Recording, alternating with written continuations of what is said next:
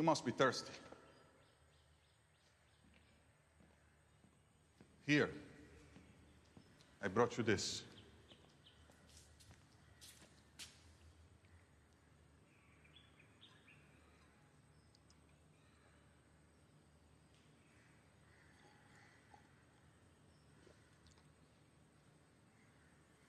Why would a God do that? Why would he send his own son to suffer for the sins of ordinary people? Because he loves us.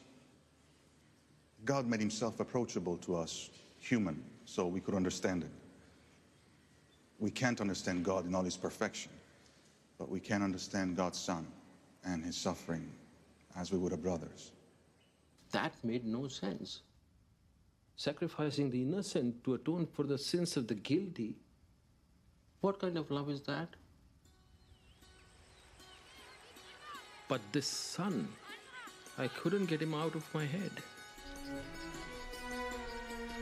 If God is so perfect and we are not, why would he want to create all this? Why does he need us at all? All you have to know is that he loves us. God so loved this world that he gave his only son. The longer I listened to the priest, the more I came to like this Son of God. Thank you, Vishnu, for introducing me to Christ.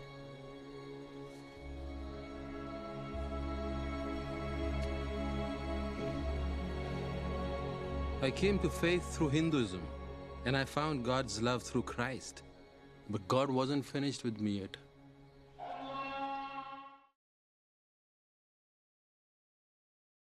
Good afternoon. Good afternoon, everyone, and welcome to worship today. My name is Amanda Neppl, and I'm so glad that you're gathering here to worship with us on this Sunday evening. It was a beautiful day, and this is a beautiful way to bring the day to a close and get ready for the week ahead. So I'm so glad that you're here with us this afternoon. This clip that you just saw is from the movie The Life of Pi, which started out as a book and then was a movie. And I want to apologize for the subtitles because I know that they are a little bit confusing. They're embedded in the video, and so when I ask the studio team to pull these clips for me, they can do a lot of things. But what they can't do is pull out subtitles that are embedded into a video. So we just have to accept that we live in a fallen world, and not everything can be taken care of. But hopefully you got the gist of the clip anyway. As I said, it's from the movie The Life of Pi that was based on the book by the same name. And the movie is the adult man named Pi, who is sharing the story of his life with a reporter. And his story is one really of wrestling. I mean, if I were to pick one word for the theme of the story of Pi, it's wrestling. It's wrestling with issues of faith. It's wrestling literally with life itself. It's wrestling for survival. And when we see him do that, we see a little bit of ourselves in there because we all wrestle. We all wrestle with issues of faith. In that clip that you saw, the younger boy, Pi, has been dared by his older brother to go into the church and drink the holy water, which is how he ends up in there, which sounds to me like a very older brother thing to dare a sibling to do. And that's exactly what happens. So Pi goes into the church, dips into the holy water, and starts looking around. And the priest who he meets there, it's this really beautiful thing because the priest is not bothered by his, rudeness in drinking the holy water. He's not bothered by his questions. The priest meets him exactly where he is and points him to Jesus.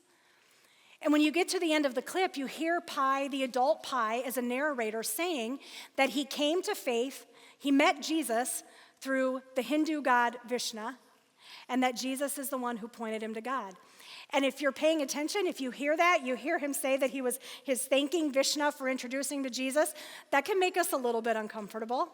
We might not be quite totally sure how we feel about that. But what it does is it reminds us in no uncertain terms that in real life, in our real circumstances, faith is messy. Faith can be difficult. Faith, as we're developing it and growing it and learning it, sometimes our faith can be downright heretical. And the truth is that God is actually not bothered by any of that. God is not bothered by the ways in which we are confused. God is not bothered by the path that we take.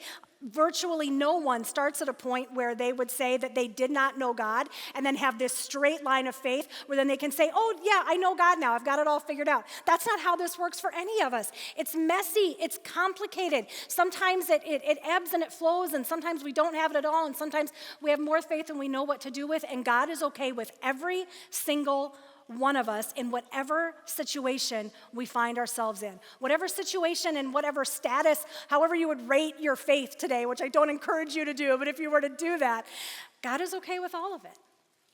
God is okay with where you are in any of it. He is not bothered by it. And this reality that faith is messy, that Pi shows us in his story, the fact that I can stand here and I can tell you that my faith has absolutely been messy. It has not been a straight line.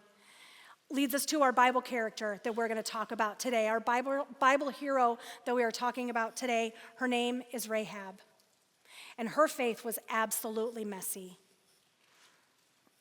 But because it was messy and because it was pure and because it was true and because it saved God's people, that's why we talk about her all these years later. So Rahab's story is so incredible, actually. If you were to try to write fiction, about Rahab's life, it would be so unbelievable. You would never believe that the arc of where Rahab started to where she ends up, it wouldn't make any sense to us. People would say, people will never believe that. We're not writing about it. But that is actually what Rahab's life was and what her story is. Rahab's profession in the city of Jericho, she was the owner and the operator of the town brothel, essentially. But that wasn't even the worst of it. Truly, just for everyone who lived in the city of Jericho, they worshiped multiple pagan gods. And the practices that they kept to worship those gods, these are things that if you were to look into them, if you would hear about them and the ways that they worship their gods, it would turn your stomach. It was really, really horrible, the things that were happening in the name of worshiping their gods. And that was everyone within the city of Jericho. And then all of a sudden they start to hear about this new God. Not a new God exactly, but a new God for them that they had not heard about before. They'd maybe heard whisperings of something, 40 years ago. There was this group of people who had gotten away from Pharaoh. They had crossed the Red Sea, and Pharaoh's army had been swallowed up in the sea. That certainly made headlines, and that word spread. But that'd been 40 years ago. Just like God's people had been forced to wander in the desert for 40 years until that generation died off and the new generation was going to enter the promised land. Just like that happened with God's people, that had happened within the city of Jericho as well. They had heard about this sometime before, but then it kind of went quiet for a while, and then they heard about these weirdos who were wandering around in the desert and seemed to have absolutely no idea where they were going or what they were doing. And all of a sudden, this God who had defeated Pharaoh's army looked like he couldn't even take care of his people anymore. But in the meantime, we understand what was happening during that 40 years, that God was rebuilding the faith of his people, that God was getting them ready for the task that he was going to give them. And so then the whisperings start making their way back into Jericho. The whisperings about how these people are making their way towards their city. These whisperings about how as they made their way towards the city, they ran into different people groups, and these Israelites, led by this God, were completely successful every time they went up against a different group of people that were in their way. And so the people within the city of Jericho started to realize, we need to be worried about this. This army is making its way towards us, and they have been successful in everything they do. Rahab hears this, and she believes it. And she begins to understand that this God might be the true God. And for the Israelites, as they make their way to Jericho, this is going to be their first battle within the promised land, within the boundary of the land that God had promised them. As I said, they'd been wandering in the desert for 40 years, but it was finally time to inherit this land, and they were now led by a man named Joshua. And so Joshua sent 2 spies into the city of Jericho, and they make their way to Rahab's establishment. And Rahab, instead of turning them over to the king, Rahab covers for them. She lies for them. She tells the men who the king have sent that no, they were here, but they left, and now I don't know where they've gone. Just for a second, if you can, try to put yourself in the place of Rahab, just for a second. She has made a deal with these spies that she just met, who represent this God that she only really heard about a couple of weeks ago.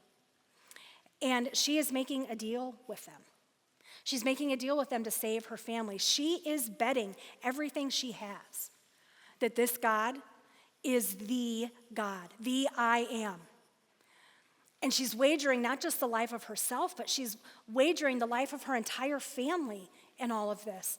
And as we look at this, if we can put ourselves in this situation of not knowing how the story is going to turn out, this is either incredibly brave or incredibly stupid.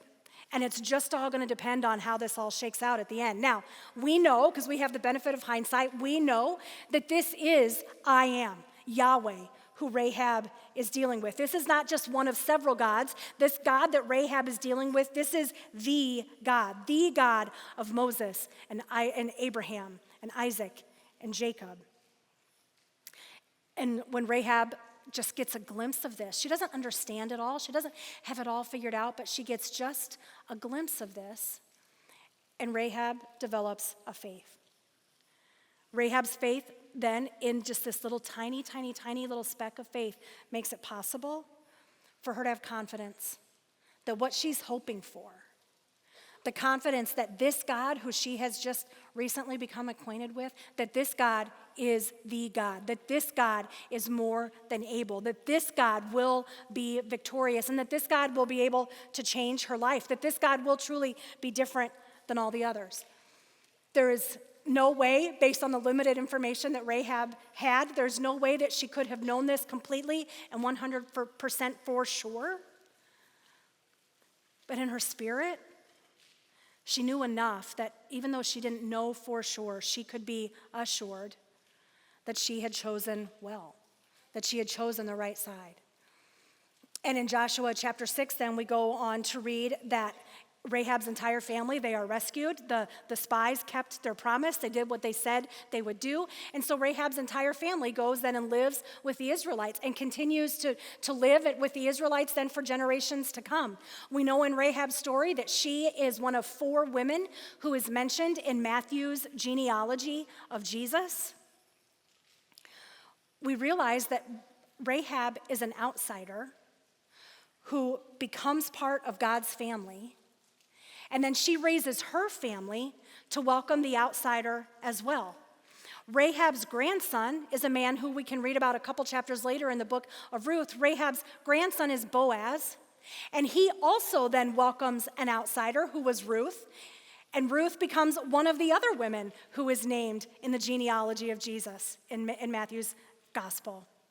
This Rahab, it's incredible. This is why I'm saying if you were to write it, no one would believe it. This family of a prostitute becomes a power family in the best possible way in the early story of God's people. It's incredible how the Lord chooses to move in this. Rahab's choice turned out to not only be incredibly brave, but it turned out that it demonstrated incredible wisdom. Her faith led her to choose God despite circumstances that none of us can even possibly imagine. And that's her legacy. That's why we still talk about her these thousands of years later. That's why we recognize and understand that she is a Bible hero after God's own heart. Because the little bit of faith that she had caused her to move, caused her to choose the Lord. I think when we think about faith for the rest of us, who are not facing such incredible circumstances, but are just living our lives, right? Sometimes when we think about the idea of faith, it can be a little bit tricky. I think we should just be honest about that. Faith is one of those things where it's like we know that we can pray for more faith. We know that faith is important in our walk with God. We know all of this, but at the same time, I know that this bothers people because they've said it to me. Sometimes the question is, okay, well, if I ask God to increase my faith, to grow my faith, honestly, I'm kind of worried about what it's going to cost me. I'm a little worried I might end up in a Job-type situation where my faith is really strong, but then all of a sudden I get asked to prove it. I hear that from people. Faith can be scary in some ways, for sure. And faith for us mortals, it ebbs and flows, doesn't it? I know it certainly does for me, where sometimes I'll go through seasons where my faith is just like 10 out of 10. It is so strong, I feel like I could move a mountain, right? Like everything seems to be humming on all cylinders, yeah. And then go through this season where I end up, if you think of it as a loop, kind of end up on the bottom of that, and my faith all of a sudden looks a lot like this rope hanging on by a thread. And I think that I'm probably not alone in that. And you kind of get to this point, at least for myself, where when I'm at that place where it looks a little bit more like that, all I can do is remember that I've been there before. And that God in his goodness and in his kindness and in his grace and his mercy has then provided faith again. And I can trust that God will do that because that's what God has done before. But it can be scary to us when we find ourselves in that place where that's what our faith looks like. It can be really overwhelming. And then when Jesus talked about faith in a way that just really, I think that when we hear the things that Jesus said about faith, we can accidentally take the things that Jesus said and then end up using them to kind of make ourselves feel bad. Jesus said something incredible about faith. Several times Jesus talked about faith. But one of the things that he said was, have faith in God. I tell you the truth, if you can say to this mountain, may you be lifted up and thrown into the sea, it will happen. But you must really believe it will happen and have no doubt in your heart. I tell you, you can pray for anything. And if you believe that you've received it, it will be yours. So we can read that and we can think, wow, that kind of faith would be incredible. But we also know, like deep in our heart, that probably our faith is not that strong. Probably, if we were to face a mountain and tell it to move into the sea, probably there would be a little bit of doubt in our heart that we were going to be able to do that. When Jesus says things like this, when he talks about faith in this way with such assurance of the things that can be done with faith, Jesus isn't coming at us to make us feel bad about where our faith is at. Jesus is not the grumpy parent who is saying to a teenager, you know, you could really do something if you just apply yourself. That's not what Jesus is saying to us at all. Instead, when Jesus points us to this, Jesus is reminding us that actually there is nothing that God cannot do. Jesus is saying, if you believe that God has given you what you need, if you trust that God has done, God will do it, and God will continue to move, then you can know that that is exactly what has happened and is happening. If you pray for something and you are praying for a problem or a situation that you are facing, and you know in your heart that God has solved this problem, God will solve this problem, God is continuing to solve this problem, then you can rest assured and you can have that knowledge. None of us ever has to worry that when we are facing something bigger than ourselves, that we're bringing this to God and God is saying, well, shoot, that's a new one. I've never seen that before. Gosh, good luck. You're on your own, pal. That is never what is happening.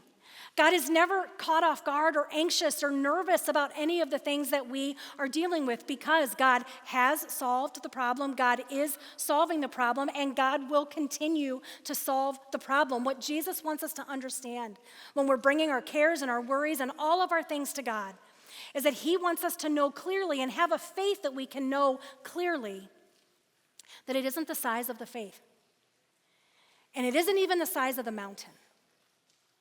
It's the power of the God who put the mountain there in the first place. When we understand that it isn't so much that our faith has to be perfect, our faith just has to know that the God who we worship is more than able, then that's what faith is.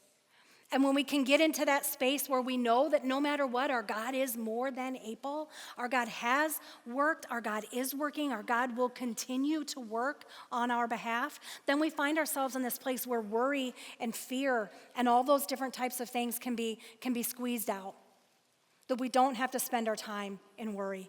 Does this become something that sometimes we have to practice? Absolutely. When we get ourselves in that place of those ebbs and those flows, is it painful sometimes? 100%. But every time you go through one of those, it's trusting that the Lord who is able is meeting you there, is going to bring you back into that place of faith if that's what your heart longs for, and that he is going to see you through all of that. Yes, it's painful, but sometimes, but it's way more painful is living a life of continual worry and continual fear. That's not life at all. I saw a meme this week as I was preparing for the message today that was about worry, actually, and that started by saying, well, just want you to know, turns out worry actually works because 100% of the things that I have worried about have never happened. Right? We do that. We have this propensity and this tendency to worry. But it's the tiniest amount of faith, not our faith, not the size of the mountain, but the size of the God who moves and gives us life. There's another story that is deep in the Old Testament that I like to think about when it comes to these ideas and thoughts about faith and what faith actually means. And it's back in Daniel chapter 3. And it's the story of Shadrach, Meshach, and Abednego. And these three young men have been carted off into exile in Babylon. And so they find themselves with King Nebuchadnezzar, who is just a total maniac. And Nebuchadnezzar's law that he decrees is that he's got this gigantic gold statue, and when the music plays a couple of times a day, everybody in the province is supposed to kneel down and worship his gold statue. And our friends in our story, Shadrach, Meshach, and Abednego, they refuse to worship this statue.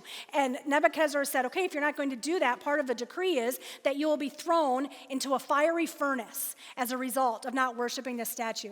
Side note, I just really appreciate Nebuchadnezzar's flair for the dramatic. Like, there are a lot of ways that he could have addressed this, but he's like, no, if you do not bow to my statue, it's the furnace for you, of all things, right? But that's what he chooses.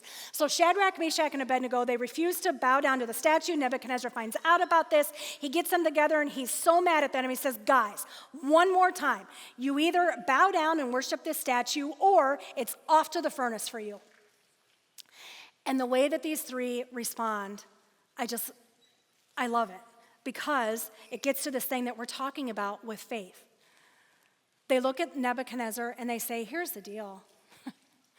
You want us to bow down to this statue? We're not going to do it. And they say, here's what we know. If we are thrown into the blazing furnace, the God whom we serve is able to save us. But even if he doesn't, Nebuchadnezzar, it changes nothing. We are not bowing down to your statues, not for 1,000 fiery furnaces. And the reason that Shadrach, Meshach, and Abednego are able to say that and are able to do that is because they understand they've already been rescued. Rescue has happened for them and will happen for them. They are willing to leave it to God to sort out the particulars of what that is going to look like, but they know they're rescued. They had faith in God's ability. They had faith in the size of the God that they worshiped. And they knew that Nebuchadnezzar, no matter what sorts of ridiculous plans he came up with, he would never be able to take that from them. Our God is able to save us. But even if he doesn't, it doesn't matter. It doesn't change anything. I remember specifically a young mom that I was walking with. This is several years ago now, and she was in her late 20s, and she was diagnosed with breast cancer, and she had a daughter, and she had a husband, and her whole situation was so tragic because she was so young, and it had taken a long time for them to finally diagnose her with breast cancer. It was awful. And she came to me, and we would talk a couple of different times. And she said, here's the thing. I want to be healed. By this time, the road had been pretty rough for her, and things were not looking good. And she said, I want to be healed. I really do. She's like, but at the same time, I'm starting to feel like maybe my prayers should be focused on just asking God for peace in all of this. And she's like, but if I'm praying to God for peace and not praying for healing, does that mean that my faith isn't actually strong enough to ask for healing? And so in addition to dealing with cancer, she was also now dealing with this idea that maybe there was something wrong with her faith. Maybe she wasn't doing this right as she was facing what was going to turn out to be the end of her life. And there is just no scenario at all in which I can imagine that is what Jesus wanted for her. Because Jesus said, I have come to give them a rich and satisfying life. And if you believe that, then wrestling over your faith certainly isn't part of that rich and satisfying life. And so with this young woman, one of the things that we did is we went and looked at Shadrach and Meshach and Abednego. and at how they responded when they were facing this fiery furnace. And so we talked about how they had said, our God is able to save us, but even if he doesn't, it doesn't matter. Because this woman had faith. She knew that she was healed. She would have liked for it to be this side of heaven, but she knew that either way, she was going to receive healing. And she came to this place where she was able to say, God has healed. God is healing me, and God will continue to heal me. And through that, she was able to leave those particulars up to him. Rahab had decided that God, this God who she had met, this was the God. And she had decided that it was worth the risk that his spies were going to keep their end of the deal, and that she was going to put down that scarlet rope, and it was going to save her and her family. She had decided. She had knew that God was going to rescue. God is rescuing. God has rescued. And I just think about that, because sometimes when we make a decision, initially we make that decision and we can feel very strong in it and very secure in it and very safe in a decision that gets made. But can you imagine what that must have been like for Rahab in the days that followed? After the spies left, and she's just waiting. It took the Israelites several days for several reasons to make their way across the Jordan River into Jericho. So she's waiting until she sees them again. And then she's waiting 7 days as they march around the city one time each day until the seventh day when everything happens. But can you imagine what that must have been like for her to be on that place where the ground was just, it was unsteady under her feet, where she just had to wonder, have I made the right choice? Have I put my faith in the right place? But now all these events are in motion and she has to see them through. I think we all know this. It's one thing to have faith when the ground under us is steady, when things are as we expect them to be. It's a completely different thing to keep the faith when everything is unsteady, when we feel like we are not standing on solid ground at all. Sometimes we find ourselves in these situations where we know things start to wobble a little bit, and we're like, oh, I need to lean more on God. I need to lean more on Jesus as I get into this. And we do that pretty well for a while, but as the situation continues on, it gets harder and harder to lean on Jesus, to trust that Holy Spirit is taking care of us in those different situations as those challenges and troubles go on.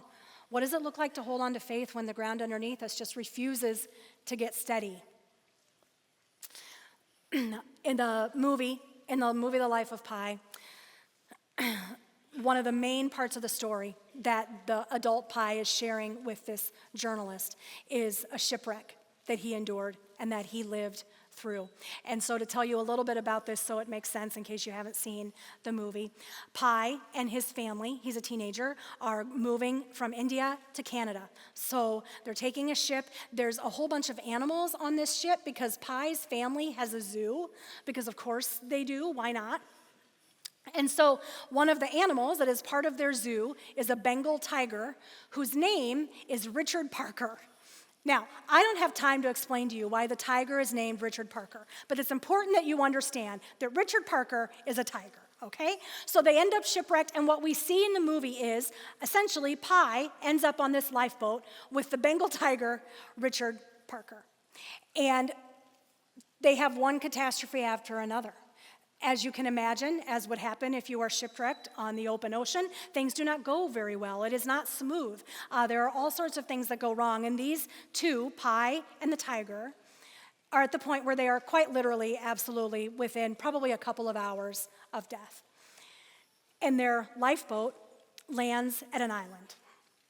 And they see this island, they get out of their boat. Pi is a vegetarian. He is able to fill his belly on seaweed. Richard Parker, definitely not a vegetarian, but he is able to fill his belly on the meerkats that are there on the island. And Pi is thinking that maybe they have found a safe place. Maybe they have found a refuge. Maybe they can hang out here for a while and maybe just be and just decide what they want to do next. But after the first night on the island, Pi realizes that there are some very bizarre things that are happening. He finds a human tooth embedded in a flower on the island, and he realizes that for them to stay on this island is actually going to mean certain death for them too. So he realizes they have to, if they want to survive, they are actually going to have to take their chances out on the open sea again. And so that's where we pick up at this next clip. Take a look. I filled my stores with fresh water, ate seaweed until my stomach could take no more, and brought as many meerkats as I could fit into the storage locker for Richard Parker. I couldn't live without him, of course. It would mean killing him. And so I waited for his return. I knew he wouldn't be late. Richard Parker!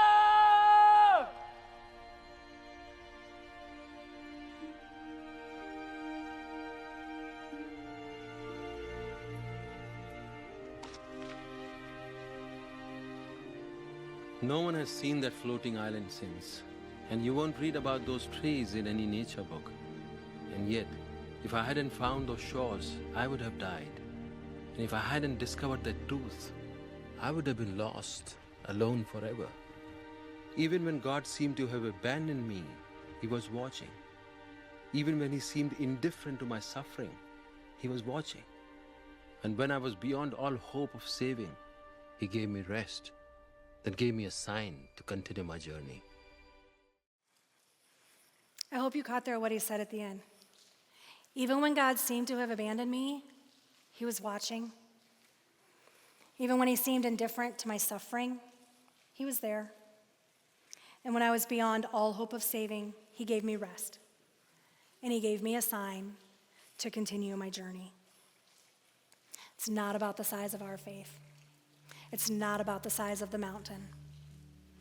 It's about the size of the God that we worship, and that He is more than able, that He has saved us. He is saving us, and He will continue to save us.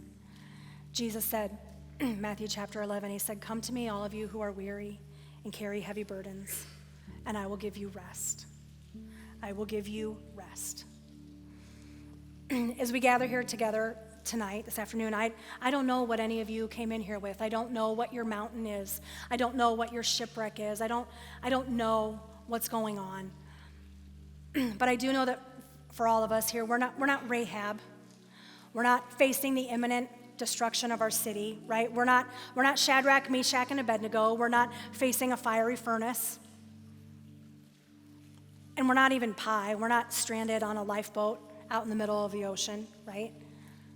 We're just people who are dealing with our own stuff and who are trying to do the best that we can and trying to hold on to the faith that we have, wondering if it's going to be enough, wondering if it's a faith that pleases God. But that's what I want to remind you of tonight. It's not about the size of the faith, and it's not about the size of the mountain. It's about the size of the power of the God who we worship. And it's about the fact that He is faithful to us. And it's in His faithfulness that we can find our faith as well. Faith is not about how much of it you have. It is not about a measuring stick. Faith is the gift of the rest for your soul. Faith is trading in the prison of worry and fear and getting an upgrade for the easy burden, for the yoke that is light. Jesus says to us, "I am humble and gentle at heart, and you will find rest for your souls." Friends, I want you to understand that when Jesus says this is God speaking this to us. This is our God who we worship, who sent the heavens into the space, to earth, and the planets, all of it, did all of it. And this God comes to us and says, "I am humble and gentle at heart. I am mighty to save. I have solved the problems that you cannot solve, like your salvation. I continue to solve it. I will continue to solve it." That hasn't changed because God doesn't change. Jesus invites us into that abundant life and reminds us one more time, it's not about our faith, the size of it. It's not about the size of whatever it is that we're facing. It's about the power of the God who can do, has done, and will do anything because He loves you. Amen. Let's stand and we'll sing. Thank you so much for tuning in and joining us for Service Online. If this is your first time joining us, welcome. We don't think it's any accident that you're here, and we have been praying for you.